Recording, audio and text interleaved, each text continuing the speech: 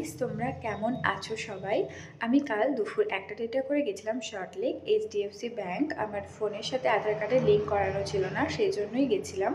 তারপরে সন্ধ্যাবেলা এসে একটু পিৎজা বানালাম। অনেক দিন ধরে ভাবছিলাম বানাবো, ওই জন্য রোল ময়দার সাথে টক দই, একটু নুন আর একটু খাবার সোডা দিয়ে ডোটা বানিয়ে রেখে দিলাম। এদিকে চিজটা সব থেকে ইম্পর্টেন্ট, চিজটাকে স্লাইস করে মানে কুচি কুচি করলাম, স্লাইস করা ছিল। আর এদিকে টমেটো, পেঁয়াজ আর একটু ক্যাপসিকামও কুচি করে রাখলাম।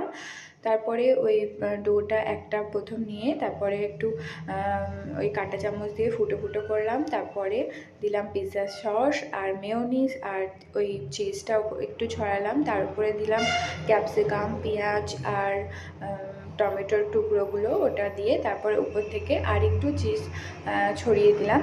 তারপরে আমি এটা মাইক্রো ওভেনেই করেছিলাম। মাইক্রো ওভেনে আমি ওটা ওই প্রথমে একটু 10 মিনিটের জন্য রেখেছিলাম, বেক করেছিলাম। আর তারপরে 10 মিনিট